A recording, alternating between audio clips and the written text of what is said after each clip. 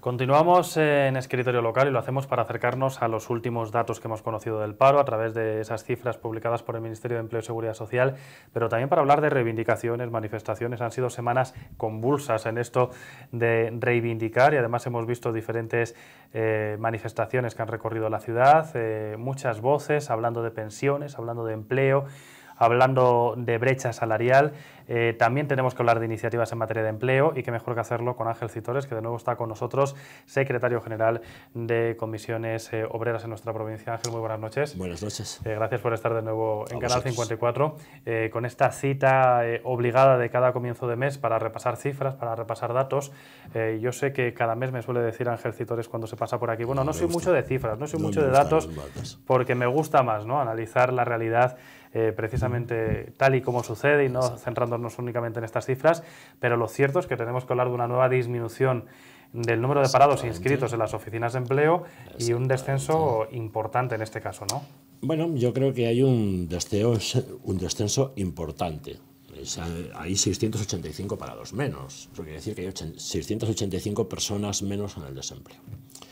Pero volvemos a lo de siempre, y vuelvo a lo de antes, no me gustan los datos, porque detrás de los datos hay personas, y en el momento que le perdamos al paro las caras de las personas, estamos en otro escenario completamente diferente. Yo creo que el escenario es que hay 19.260 burgaleses y burgalesas que en este momento están en el desempleo, de los cuales solamente el 52% cobra alguna prestación. Con lo cual tenemos un montón de personas que tienen una problemática imposible y que además muchos de ellos provienen de parados de larga o muy larga duración. Entonces tenemos que buscar fórmulas para ver cómo somos capaces de poder solventar esas situaciones. Porque si no, aunque luego me lo preguntarás, aunque el consejero diga que el objetivo es llegar a 1 millón de empleados, pues a mí me parece muy bien. Pero hay que llegar a 1 millón de empleados que tengan calidad, que tengan buena calidad de empleo, que sea un contrato indefinido y no que lleguemos en un desempleo, en un empleo de poca calidad, tiempo parcial. Hay que hablar del tiempo parcial, hay que hablar de la temporalidad una vez más, ¿no, Ángel? Porque al final, cuando estamos hablando de más de 680 desempleados menos, hay que tener en cuenta también esas dos circunstancias y que de nuevo, y aunque el descenso ha sido en todos los sectores, el sector servicios, por ejemplo, vuelve a liderar atendiendo también a esa temporalidad y estacionalidad. Exactamente. ¿No? En servicios hay 12.750 parados. ¿Vale? Ahí se ha reducido el desempleo en 428 personas. Es donde más se reduce el desempleo. Pero es donde más se reduce el desempleo porque es donde hay más temporalidad. Porque posiblemente ahí estemos rondando, si en el resto se viene a rondar en un 30% la temporalidad en las empresas, en servicios estemos rondando aproximadamente un 60 y un 70% de temporalidad. Más del doble, ¿no? Más del doble. Eso quiere decir que hay una temporalidad muy alta. Y hay que acabar con esa temporalidad y con esa rotación. Este mes se han hecho 10.940 contratos. ¿De cuántos son los contratos? ¿De un día? ¿De una semana? ¿Desde cuánto? ¿A cuántos contratos se le han hecho al mismo trabajador en una semana? 30. O sea, perdón, en un mes 30 contratos diferentes. Claro, porque lo primero que llama la atención es la gran diferencia, ¿no?, que hay entre las cifras que estamos analizando, ¿no? Claro. Hay 19.260 desempleados y hay 10.940 contratos los que se han hecho en este mes. Por lo tanto, tiene que haber habido contratos de un día, pero muchos contratos de un día. Entonces, ¿eso qué nos está marcando? Pues que hay mucha temporalidad, que hay mucha rotación y que hay mucha precariedad en el empleo. También. Ángel, te lo pregunto también cada vez que nos encontramos, si es por el ámbito industrial, por ese comportamiento, no es por casualidad, sino porque al final el peso de Burgos es el que es, se habla de recuperación dentro del sector y pese a que sí que es cierto que en esta ocasión se genera empleo, hay que sujetarlo con pinzas, todo lo que tiene que ver también con la industria, porque el comportamiento no está siendo homogéneo en los últimos meses. Volvemos a lo de siempre. Tenemos una industria basada en su inmensa mayoría en la exportación. Por lo tanto, corremos riesgo de que haya grandes fluctuaciones en el empleo. Hay que animar el consumo interno y para animar el consumo interno no se hace de otra forma que no sea con contratos estables y con aumentos salariales. O se hacen contratos estables y se hacen aumentos salariales a los trabajadores o trabajadoras o empezamos a tener un problema de una recesión económica en un periodo no muy largo. Este es el segundo mes que ya no crecemos. Ojo con esos datos, hay que verles. Hay que analizar, y por eso te lo preguntaba, ¿no?, precisamente todo lo que conlleva esas circunstancias. Como son muchos datos, y los hemos analizado también los dos informativos, sí que quiero detenerme también en esa diferencia entre hombres y mujeres, que es algo en lo que incidís mucho también desde el sindicato y algo que hemos escuchado en las últimas reivindicaciones, porque aunque es cierto que descienden también el número, y además en un porcentaje prácticamente igual, sigue habiendo muchas más mujeres en situación de desempleo. Hay 11.261 mujeres y hay 7.999 hombres. Eso quiere decir que volvemos a tener más mujeres en el desempleo que hombres. El paro en Burgos es mayoritariamente femenino. También por el sector que tenemos, que tiene mucho potencial, que es la industria, donde hay mucha mano de obra masculinizada y hay menos mano de obra de mujeres. Hay que ahondar y hay que empezar a trabajar en los planes de igualdad en las empresas. Hay que empezar a equiparar esas situaciones. Y eso no se puede hacer desde otra forma que no sea que al final el sexo no tenga que ver nada con la cantidad de parados o paradas. Debería ser lo mismo. Bueno, es un dato también, en cualquier caso, llamativo, ¿no?, dentro de este análisis. Y como siempre, también comparamos con el resto de Castilla y León, con el resto de provincias que conforman la comunidad. No sé si es consuelo decir que estamos mejor que otras, o si hay que estar también alerta de lo que está sucediendo en otras y que a lo mejor no sucede en Burgos. Estas cosas hay que tenerlas siempre con mucho cuidado, ¿vale? Donde más se reduce el desempleo, en este caso, casualmente es en Segovia. También por el tipo de empleo que tiene. Tiene un empleo de servicios. Lógicamente es donde más se reduce. Y donde menos se reduce en este periodo es en Zamora.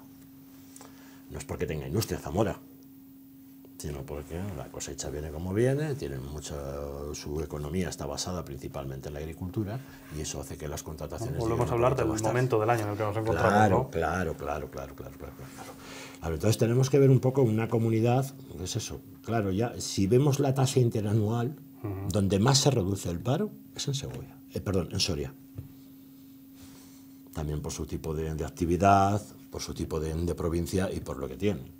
En Burgos es la siguiente, con menos desempleo. En cualquier caso, no hay que confiarse tampoco de estas estadísticas ni de estos datos, porque al final el comportamiento es muy variable dentro de la propia comunidad y no hay que conformarse con aquello que decían los políticos de seguimos siendo una de las principales provincias de España con una de las tasas de paro más bajas. Es que eso no tiene nada que ver. Vamos a ver si es cierto. Somos una de las provincias con una de las tasas de desempleo más bajas y también es por el tipo de actividades que tenemos, pero ojo con eso.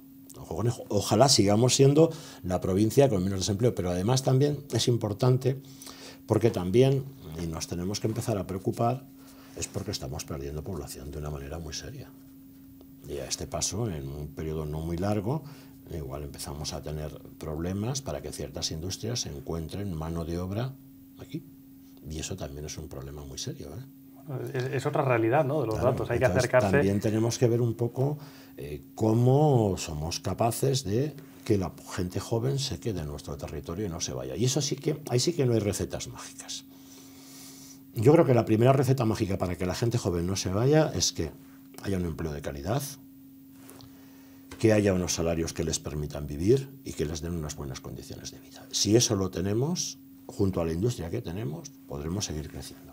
Si eso no se lo facilitamos, empezaremos a tener un problema en un periodo muy largo. Estas reivindicaciones, y decía yo al principio de nuestra conversación, pues ha habido algunas semanas con muchas iniciativas, muchos actos, manifestaciones. Estas reivindicaciones se pusieron sobre la mesa el 1 de mayo, en la manifestación que protagonizasteis los principales sindicatos. Hablabais precisamente de uno de los ejes fundamentales de esas reivindicaciones, que es el tema de los salarios, la necesidad de aumentar el salario mínimo, y hablabais además de que no os queríais conformar con un salario que no fuese del entorno a los 1.000 euros. Vamos a ver, de lo que estamos hablando es de que en los salarios en la negociación colectiva no haya ningún salario marcado en negociación colectiva por debajo de los 1.000 euros. Sobre todo porque si en base al acuerdo del acuerdo mínimo intersalarial estamos diciendo que tiene que subir el salario mínimo interprofesional, en la negociación colectiva no puede haber un salario por debajo de esas cantidades. Por lo tanto, hay que modificarlo. En toda la negociación colectiva no se avanza igual. Hay convenios que ya tienen eso, incluso algunos que lo superan. Pero hay muchos convenios que todavía no tienen esas cantidades. ¿Dónde?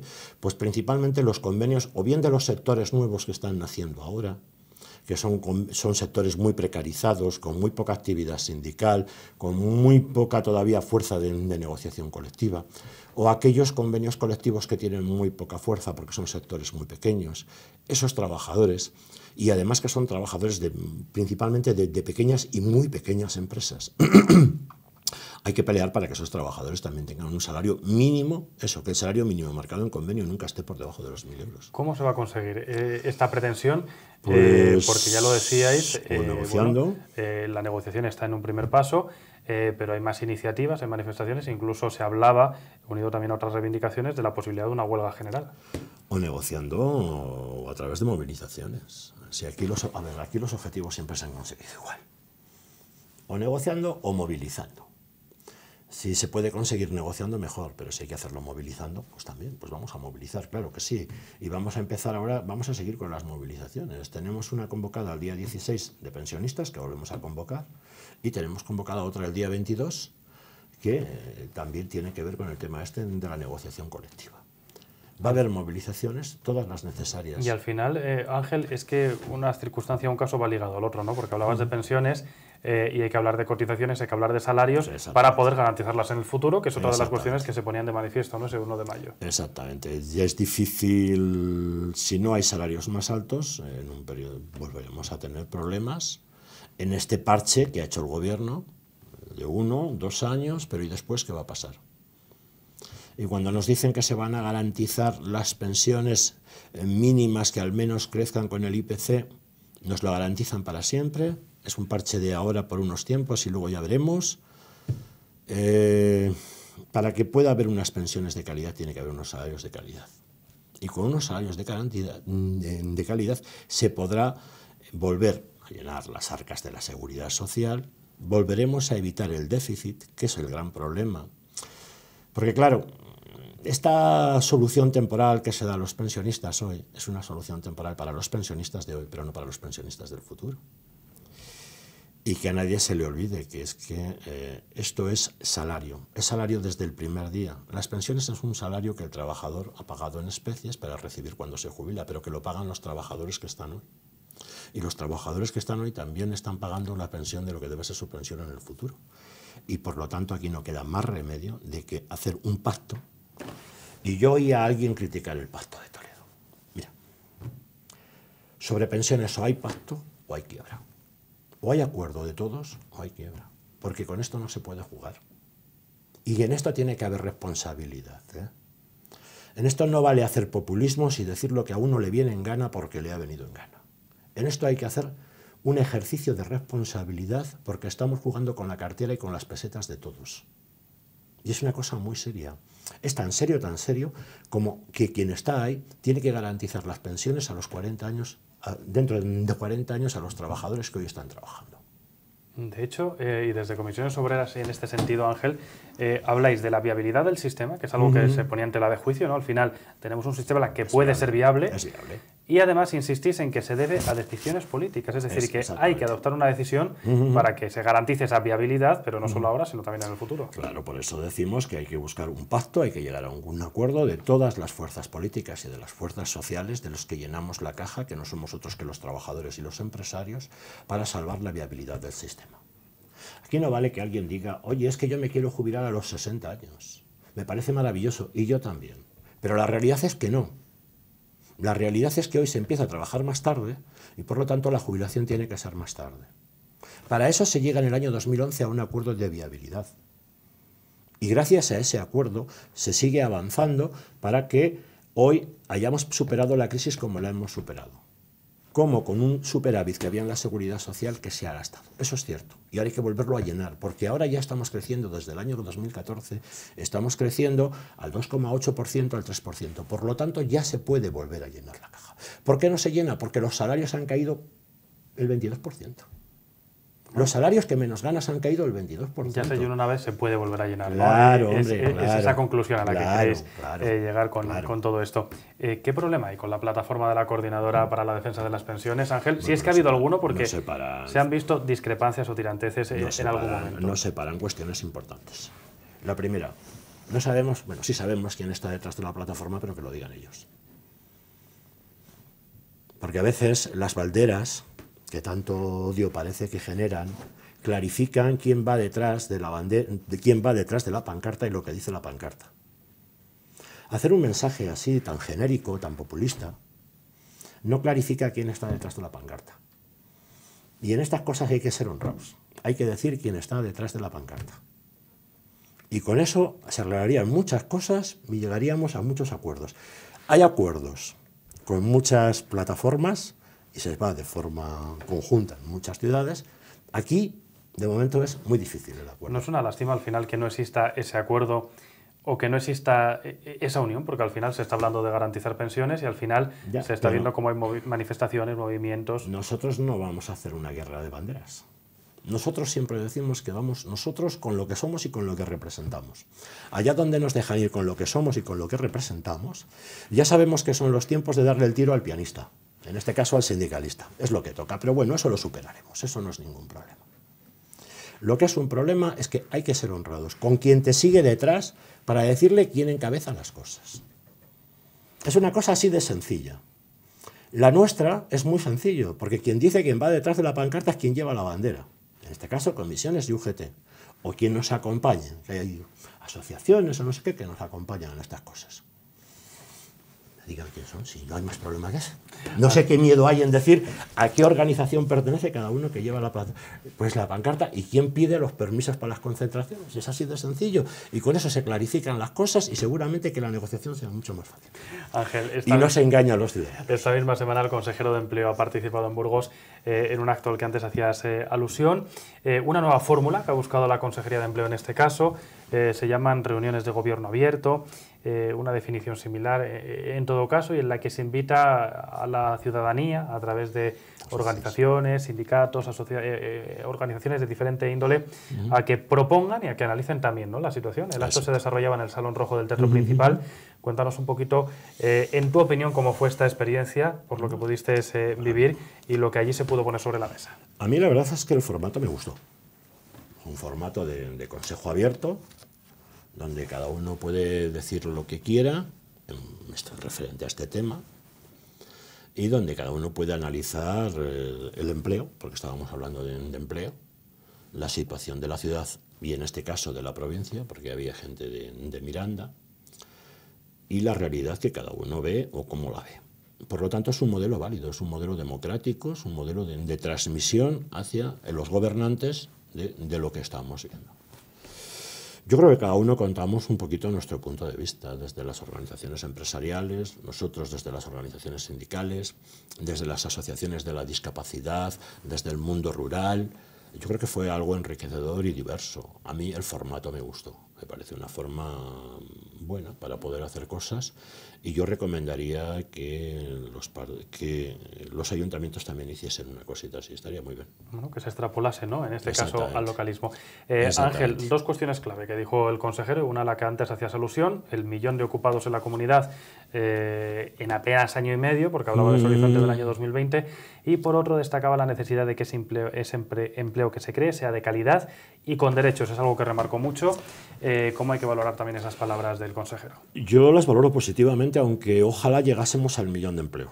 Si estuviese en nuestra mano el poder colaborar para llegar a crear 1 millón de empleos, que cuente con nosotros. Creo que ya lo estamos haciendo.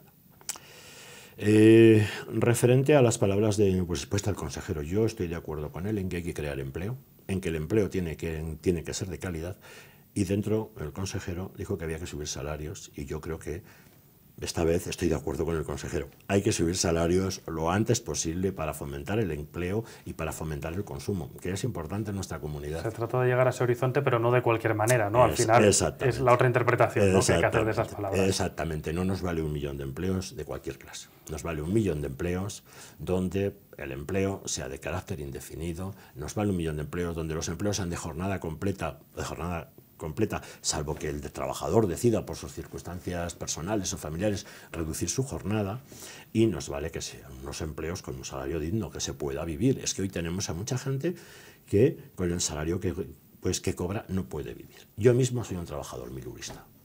Se ponía sobre la mesa en esa jornada, Ángel, que sí que es cierto que más del 60% de los trabajadores que habían perdido el empleo durante la crisis habían recuperado un puesto de trabajo, pero que había un porcentaje muy elevado que aún no había conseguido reinsertarse.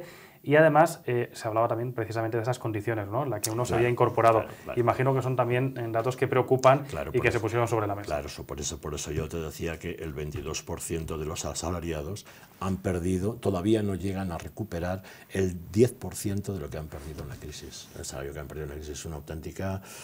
Los salarios, la crisis ha hecho auténticas barbaridades en el empleo y en los salarios y en la negociación colectiva.